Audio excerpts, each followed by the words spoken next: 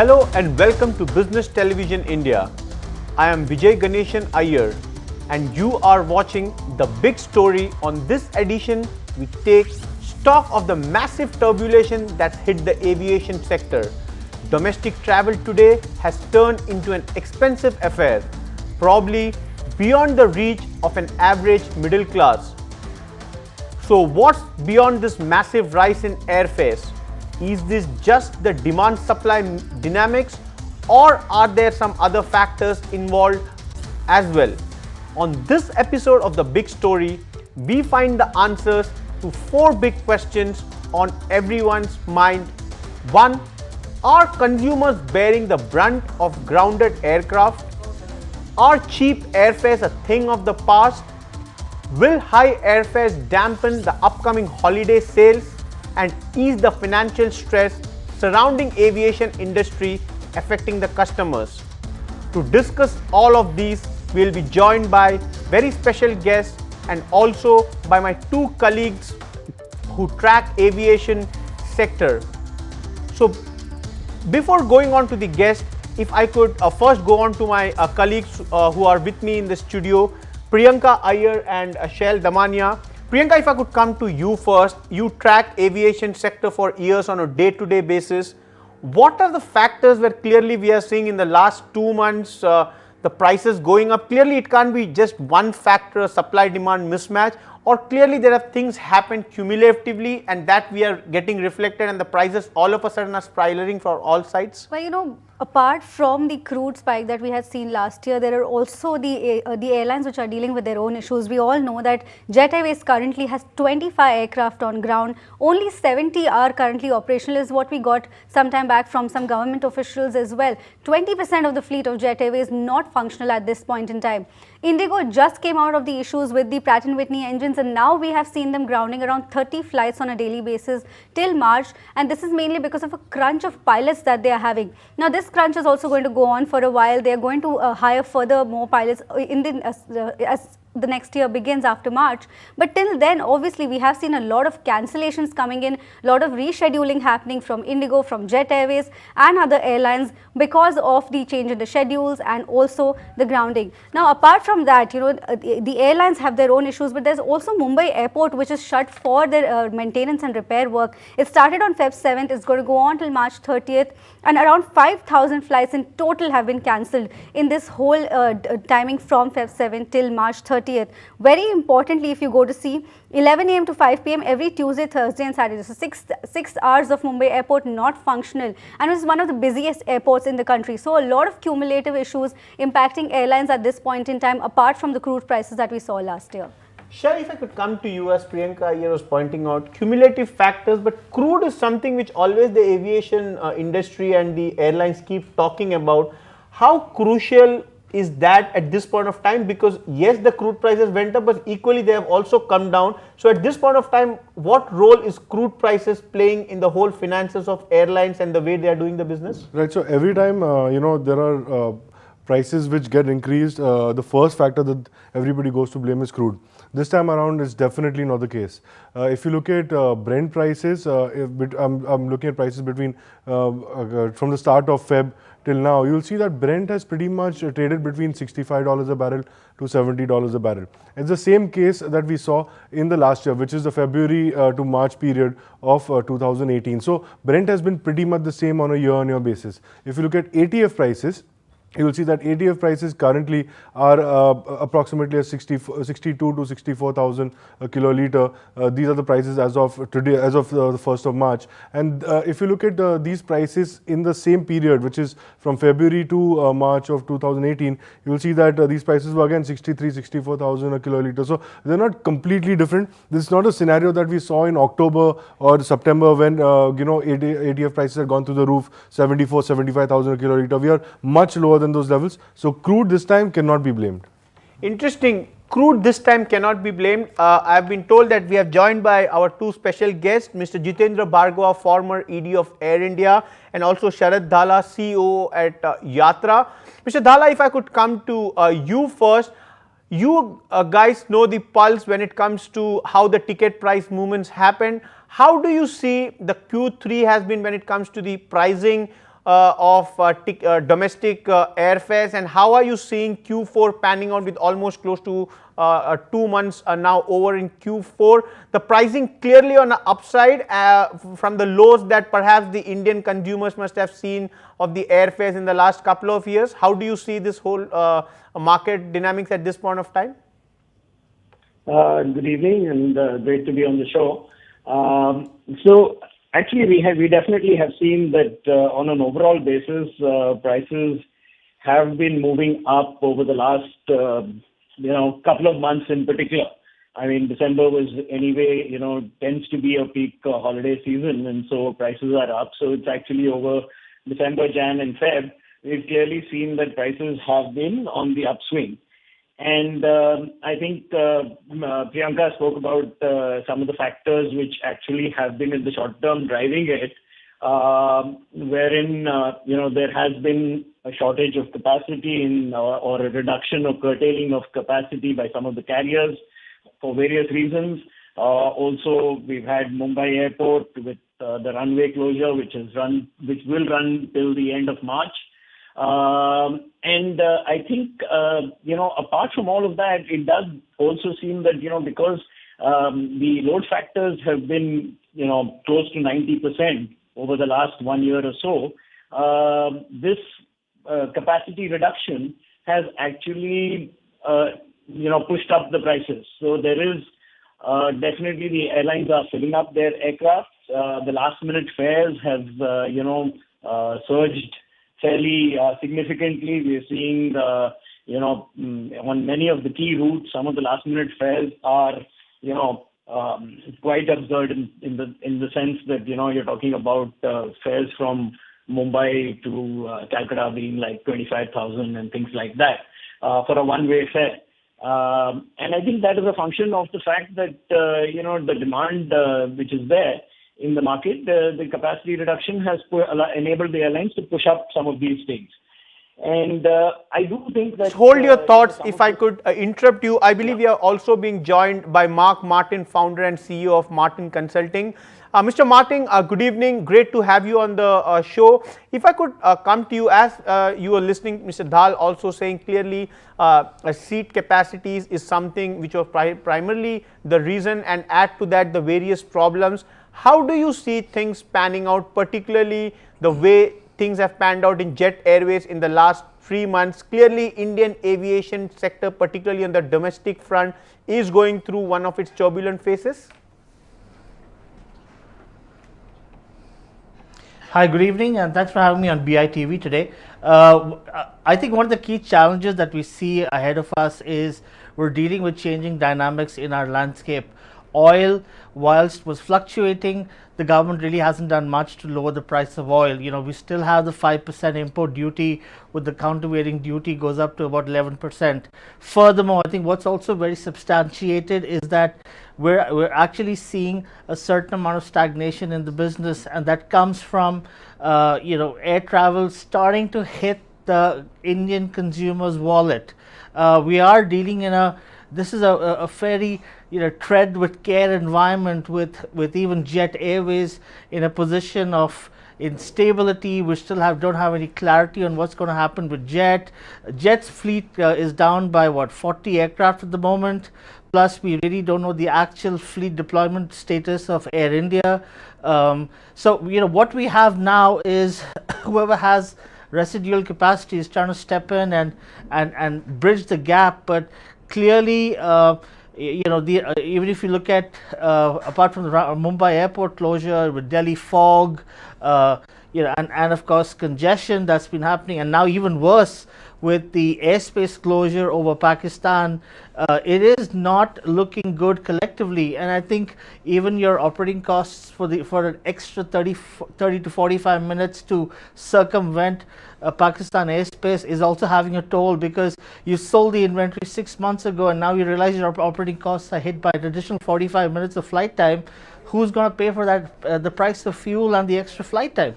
So this is definitely a tricky phase, and I do believe some sense of stability shouldn't come now. I think we should possibly see that by the new financial year around June. We're also expecting the rupee to get a bit more strong on the dollar. That would ease quite a bit of our imports of aircraft spares, and also help a bit on the yield side. The interesting part is Indigo is going international, Martin, so that should help them kindly improve their excuse me earnings for a bit. interrupting you. So If you could just definitely hold on, times. I'll come back to you. We also have Yeah. Mr. Bhargava. Mr. Bhargava, thanks for waiting in there patiently. If I could come to you, clearly 5 years back is where we saw Kingfisher Airlines becoming a history, Jet going through one of its worst phases. Clearly the Indian average middle class flyer is at the receiving end, and as Mr. Martin was also saying, things are here to stay and things will take time before it settles down. I wouldn't sound an alarm at this stage and say, look, the fares are going through the roof.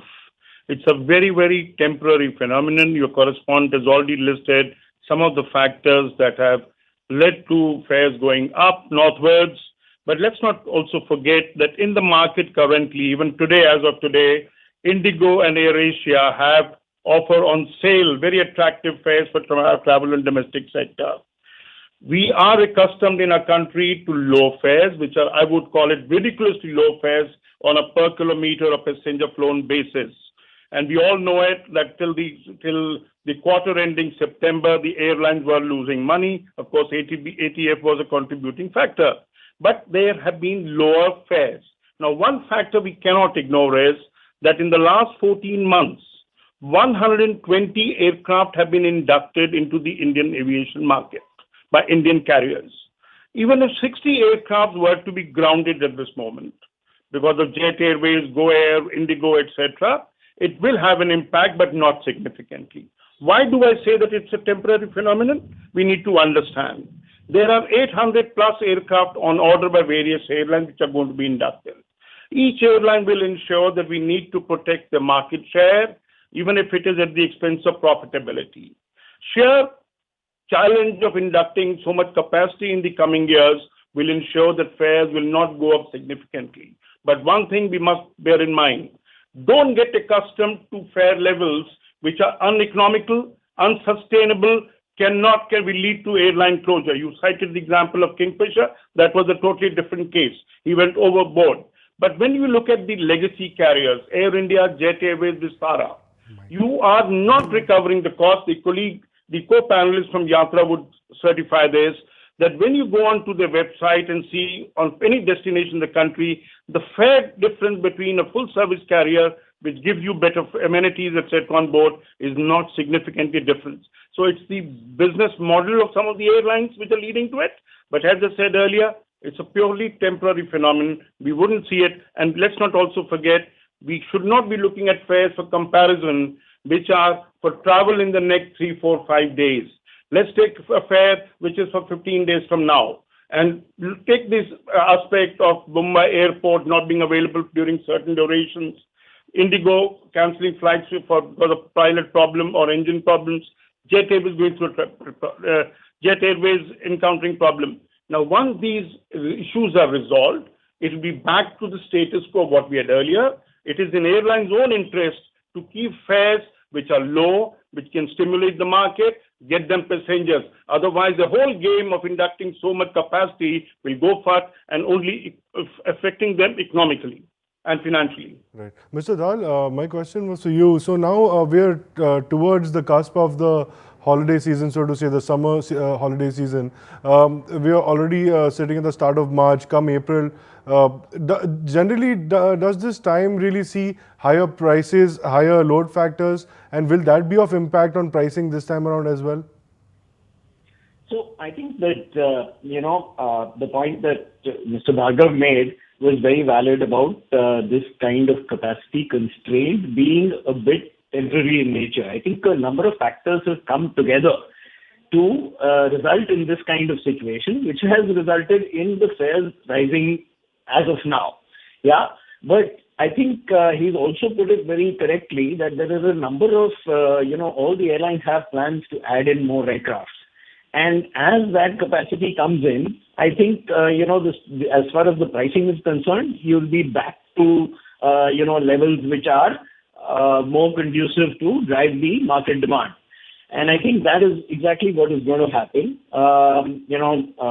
As far as the holiday season is concerned, we've already seen that in the last couple of days, 2 days back, Indigo announced some sale,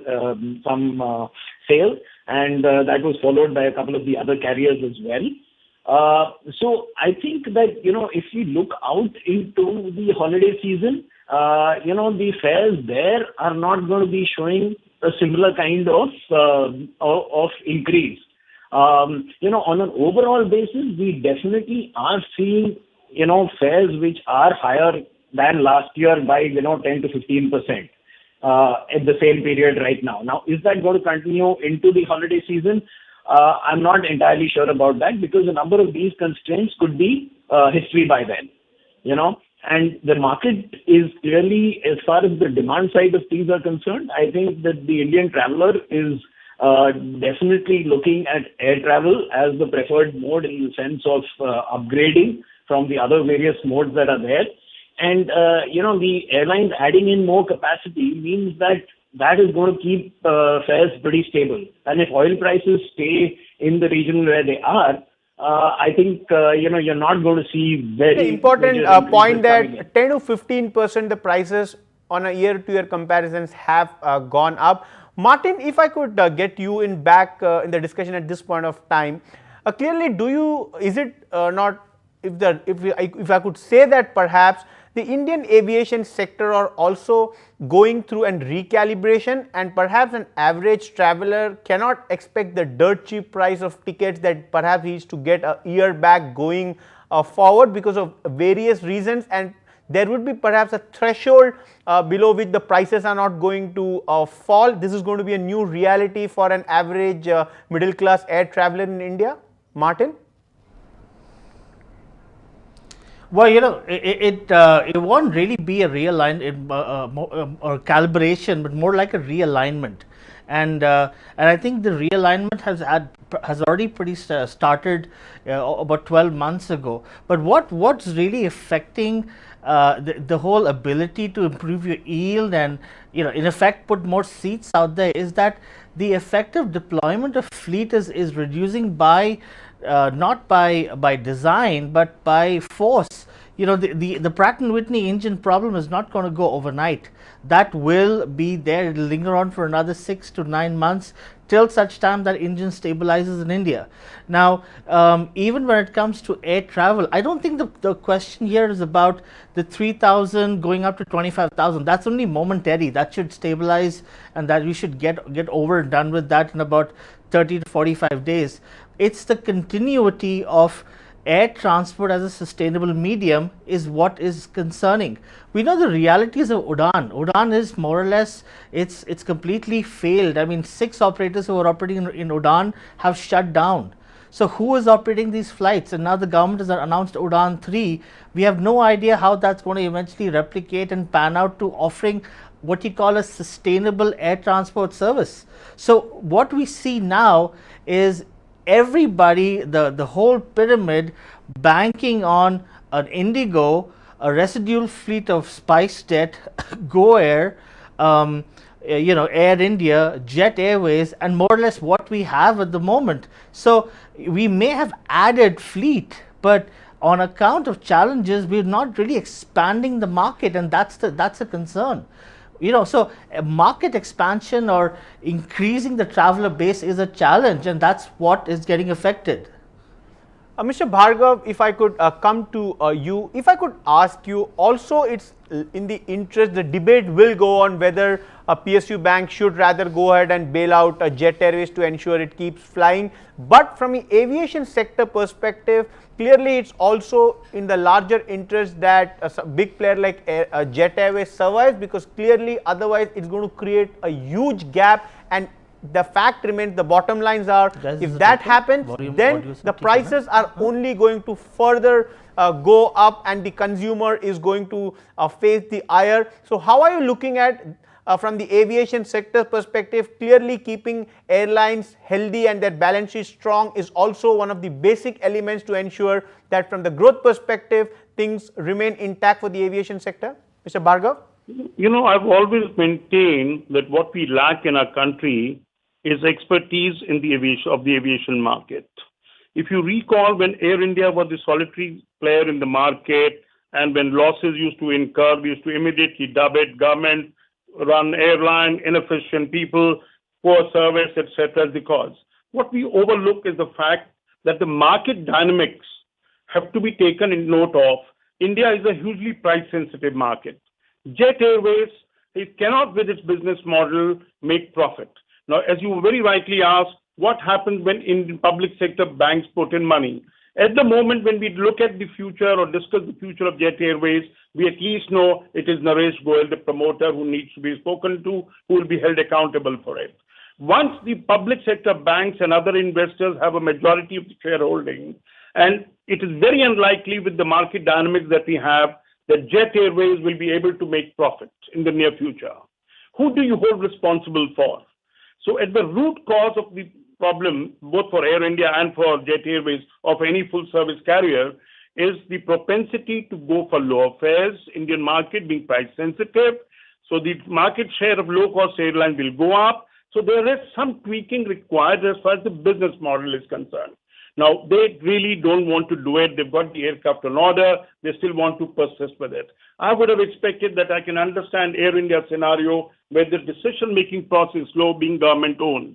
But why should a private airline take so much time? If you recall, it was in June, July that Jet Airways issued a circular, a public notice that they are going to be going for wage cut because of the financial crisis that was haunting them. But could they implement it? The answer is no. The unions applied pressure and they relented. With the result that we are now seeing Jet Airways being forced to ground aircraft. Now, I only wish if a professional management, as we very often say, was running Jet Airways, they should not have buckled at that stage, taken a long-term perspective, and not end up in a scenario. Now, what is it happening? The grounding of the large number of aircraft at Jet Airways is impacting the market. Now, when I have been, as a government, public sector employee, former employee, I've been always saying there is a role of government to intervene. You cannot say we will leave it. It is impacting the Indian aviation market, the growth, the fares, etc.